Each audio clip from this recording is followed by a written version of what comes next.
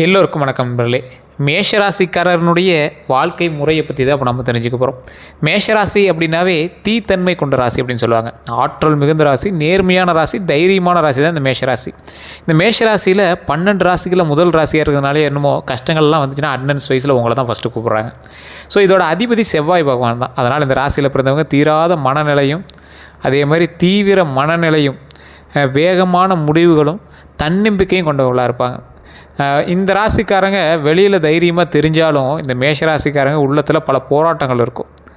பலர் இவர்களை தவறாக புரிந்துக்கிறதுக்கான தருணங்கள் நிறைய அமையும். நீங்கள் ஒரு நல்லது போவீங்க, ஆனால் உங்களை பற்றி நிறைய பேர் தவறாக தான் புரிஞ்சுவாங்க. இது உங்களோட லைஃப்பில் நிறைய நடந்திருக்கு. அது உண்மையான மட்டும் மறக்காம கமெண்ட் செக்ஷனில் பதிவிடுங்க. மனசு நல்லதாக இருந்தாலும் கோபம் அப்புறம் இந்த அவசர காரணமாக வாழ்க்கையில் பல தடைகளை நீங்கள் சந்திப்பீங்க. இந்த அவசர புத்தி அப்படின்னு சொல்லுவாங்கள்ல, அது இந்த மேஷராசிக்கு நிறையவே இருக்குது. நீங்கள் நினைப்பீங்க, இல்லை சார் நானும் நிதானம் அப்படின்னு நினைப்பீங்க. உங்கள் கூட இருக்கிறவங்களை யோசிச்சு பாருங்கள், அவங்ககிட்ட கேட்டு பாருங்கள். கோபமும் அவசரம் தான் உங்களோட வாழ்க்கையில் பல தடைகளை சந்திக்கிறதுக்கு முதல் காரணமாக இருந்திருக்கு.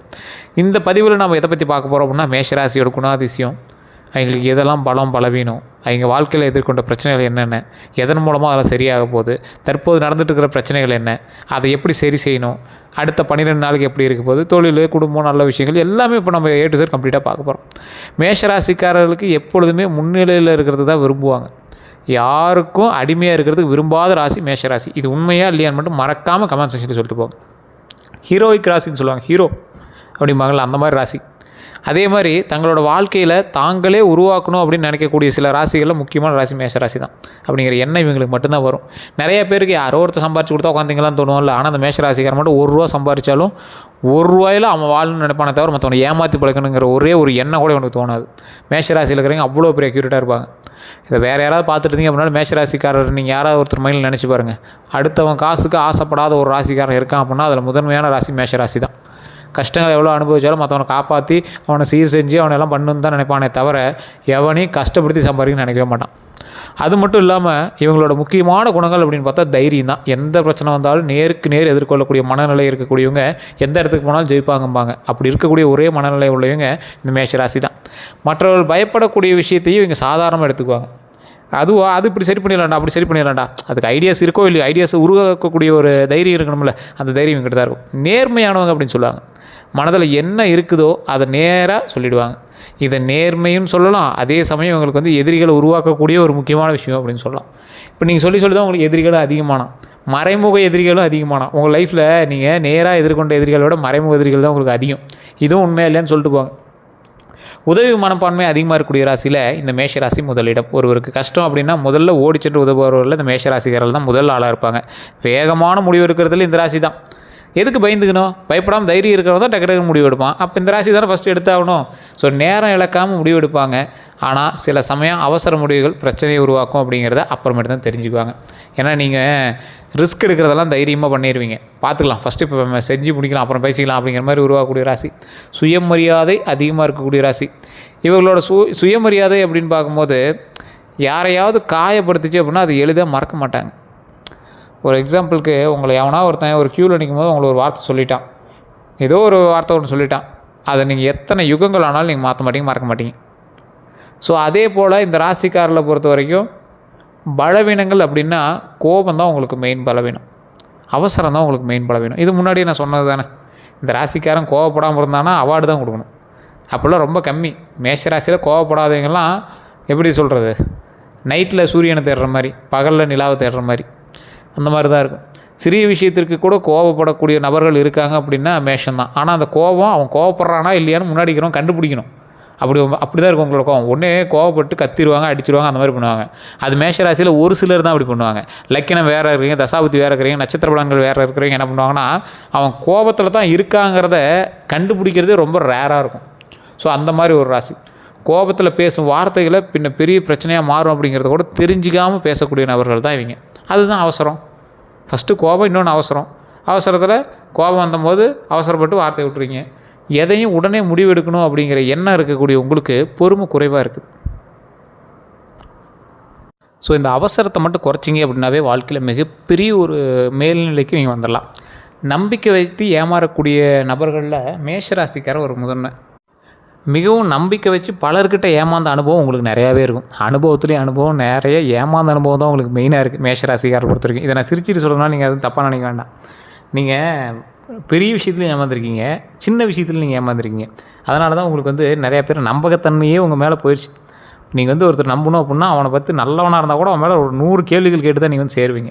அதே போல் மன அழுத்தம் உங்களுக்கு அதிகங்க. வெளியில் வந்து சிரித்தாலும் உள்ளுக்குள்ளே நிறைய கவலை வச்சுருக்கக்கூடிய நபர்களில் நீங்கள் ஒருத்தர் மேஷராசிக்காரர்.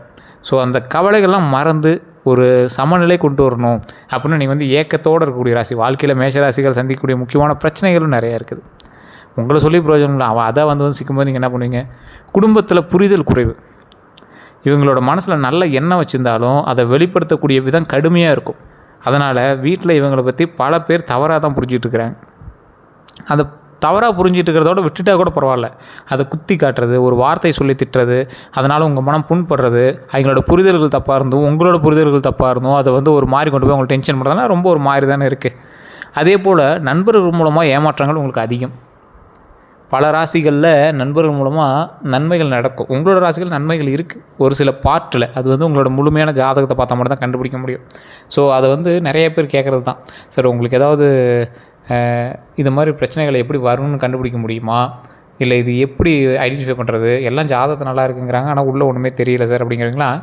உங்களுடைய ஜாதகத்தின் மூலமாகவே உங்களுக்கு வேறு யாரையாவது ஏதாவது பண்ண முடியுமா, வேறு ஏதாவது பிளாக் மேஜிக்கோ இல்லை வேறு ஏதாவது செய்வினைகள் அது மாதிரி உங்களை யாராவது பண்ணியிருக்காங்களான்னு ஈஸியாக கண்டுபிடிக்க முடியும். உங்களோட ஜாதகத்தை வச்சு கண்டுபிடிச்சிடலாம். ஸோ அதை ஃபஸ்ட்டு செக் பண்ணுங்கள். ஜாதகத்தை செக் பண்ணுறது எங்கே சார் செக் பண்ணுறது? லோக்கலில் செக் பண்ண முடியுமா? லோக்கலில் செக் பண்ணுங்கள்.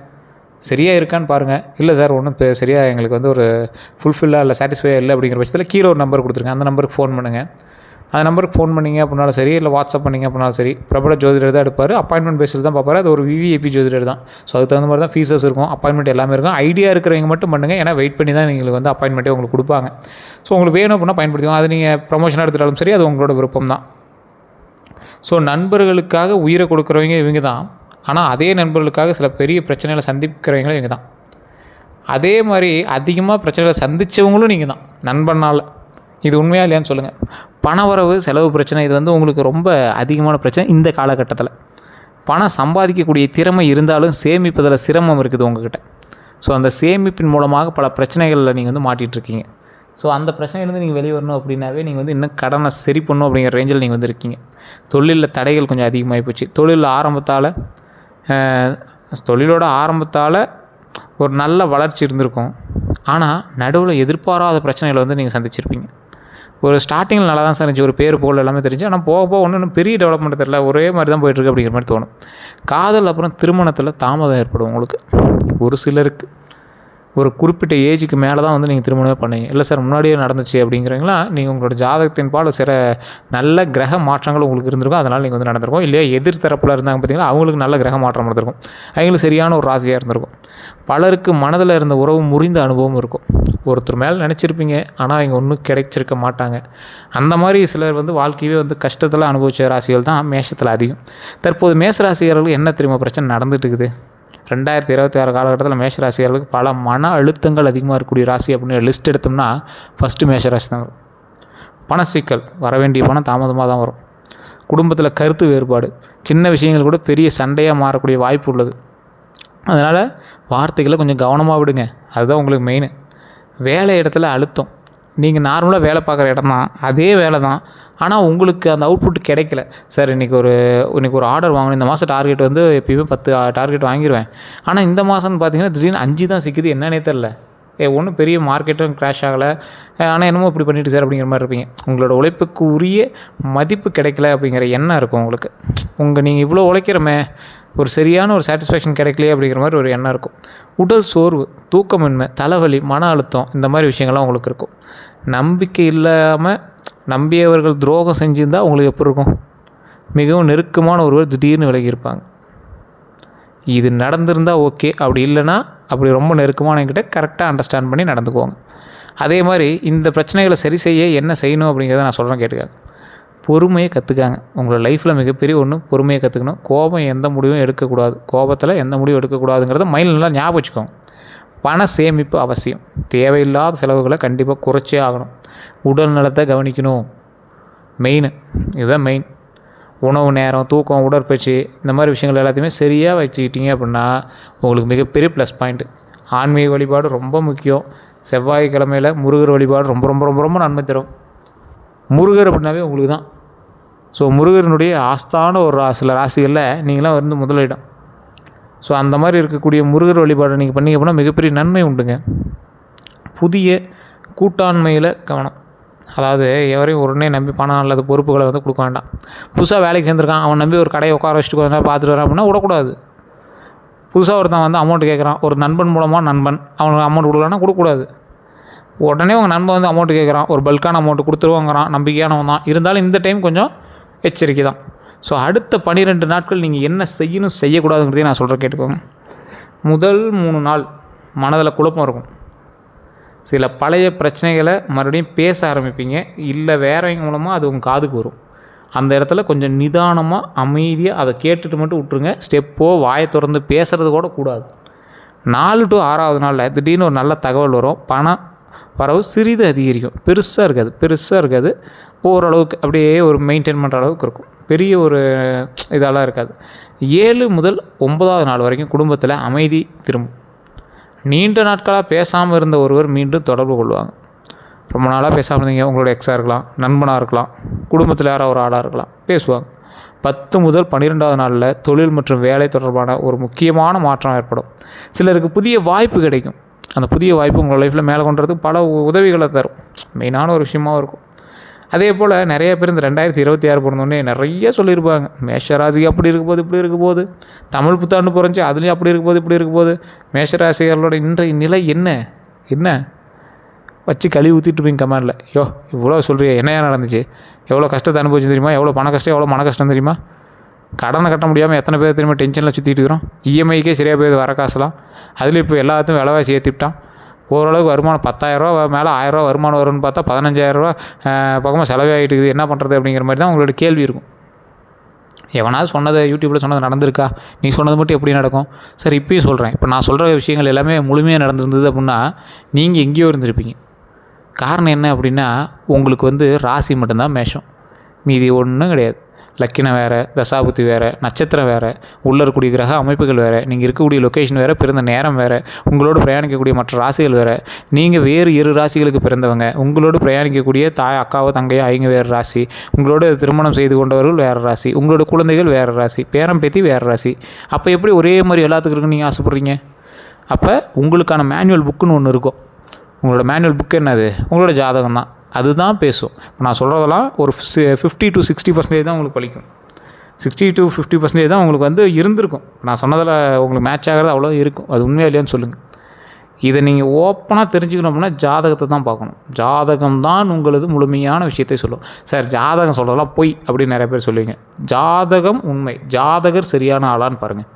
அதாவது நீங்கள் உங்களோட ஜாதகம்லாம் உண்மை தான், ஜாதகம் பார்க்குறாங்கல்ல அவங்க சரியான ஆளான்னு பாருங்கள். லோக்கலில் கரெக்டாக செக் பண்ணி ஒரு ஆளை பிடிங்க, அவங்ககிட்ட செக் பண்ணுங்கள். இல்லை சார் சாட்டிஸ்ஃபை ஆகலை, உடனே கீழே நம்பருக்கு அடிங்க. நீங்கள் ப்ரமோஷன் எடுத்தாலும் சரி. ஆனால் அந்தளவுக்கு ஃபீஸஸ் இருக்கும். அப்பாயின்மெண்ட் பேசிஸில் மட்டும்தான் போடுவாங்க. அதேமாதிரி அப்பாயின்மெண்ட்ஸ் டைம் கிடைக்கும் போது உங்களுக்கு வந்து பார்ப்பாங்க. ஏன்னா நிறைய அரசியல்வாதிகளுக்கு ஜோதிடம் பார்க்கக்கூடியவர். உங்களுக்கு வேணும்னா மட்டும் ஜஸ்ட் நீங்கள் வந்து கால் பண்ணி கேட்டு தெரிஞ்சுட்டு பேசி தெரிஞ்சிக்கலாம். அதே போல் இந்த ராசிக்காரர்களுக்கு 2026 நிறைய விஷயங்கள் நடந்துகிட்டு தான் வந்துச்சு. தமிழ் புத்தாண்டு நடக்கும்போது நிறைய விஷயங்கள் நடந்துகிட்டு தான் வந்துச்சு. அதில் மெயினான ஒன்று பண வரவு அதிகரிக்கும் அப்படின்னு நிறைய பேர் சொல்லியிருப்பாங்க. இதுவோட தடைப்பட்டிருந்த பணம் கைக்கு வரக்கூடிய தருணமாக இனி வரக்கூடிய நாட்கள் அமையும். கொஞ்சம் கொஞ்சமாக தான் வரும். கேஸ் போட்டிருப்பீங்க, கேஸ் எல்லாமே கொஞ்சம் கொஞ்சம் இழுத்து தான் வரும்.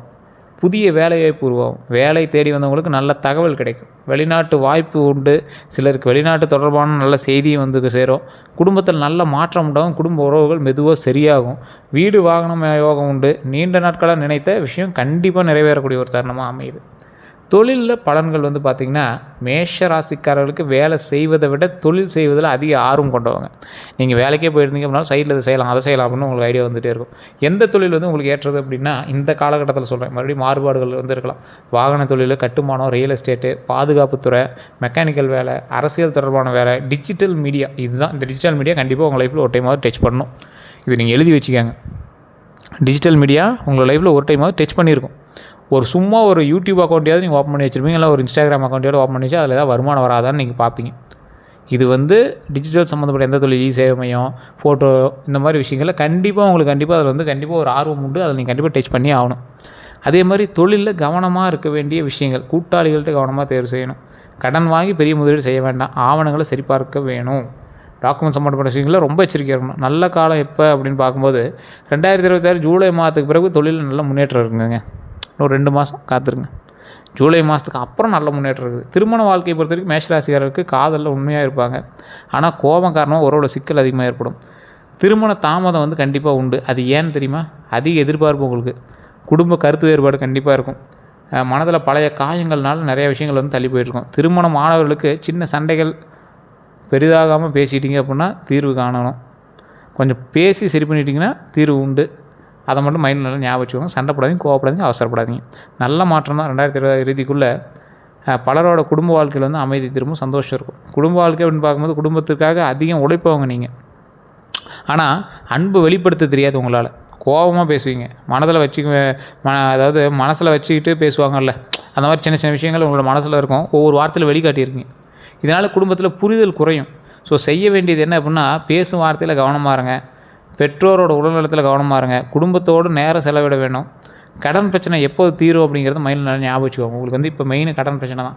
ஸோ மேஷராசிகளுக்கு கடன் பிரச்சனை பல ஆண்டுகளாக மன அழுத்தத்தை கொடுத்துட்ருக்கு. காரணம் அவசர முடிவுகளால் நீங்கள் செஞ்ச மாட்டிட்டு முழிக்கிறது தான்.